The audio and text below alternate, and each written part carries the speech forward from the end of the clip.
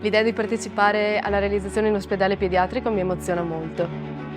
Per noi come medici, ma anche come cittadini, avremo una struttura adeguata, avremo un vero ospedale del bambino. Che è una grande emozione perché stiamo realizzando qualcosa che poi servirà a tutta la collettività, perché stiamo realizzando un ospedale, soprattutto un ospedale destinato ai bambini, quindi è un target che sarà il nostro futuro e quindi ha bisogno di molte attenzioni.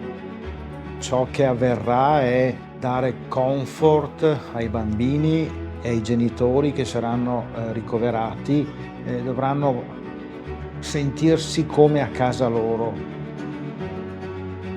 Il mio ruolo in cantiere è lo sviluppo dei particolari, dei disegni costruttivi. Cerchiamo di sviluppare i dettagli, di proporre anche al committente delle soluzioni di miglioria e passare poi a quelle successive senza mai fermarci.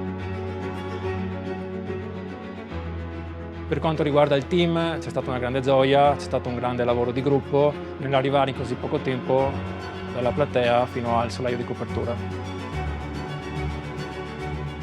Per raggiungere questo traguardo in così poco tempo abbiamo approfondito in maniera importante lo sviluppo tecnico del progetto.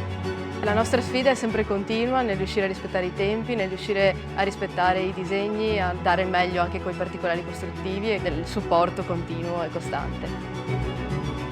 Per consentire l'approvvigionamento dei materiali abbiamo dislocato al di fuori del perimetro dell'ospedale la nostra area di cantiere, quindi la maggior parte degli approvvigionamenti di materiali arriva all'esterno del cantiere e tramite le 2 gru a torre vengono portati all'interno del perimetro dell'ospedale. Così facendo abbiamo completamente dislocato l'accesso delle maestranze al cantiere senza dover tutti i giorni transitare con le maestranze, con i mezzi, con i materiali all'interno dell'area ospedaliera. Metteremo insieme tutto, le chirurgie, le mediche, le terapie intensive. Ciò che darà in più è proprio l'umanizzazione del ricovero.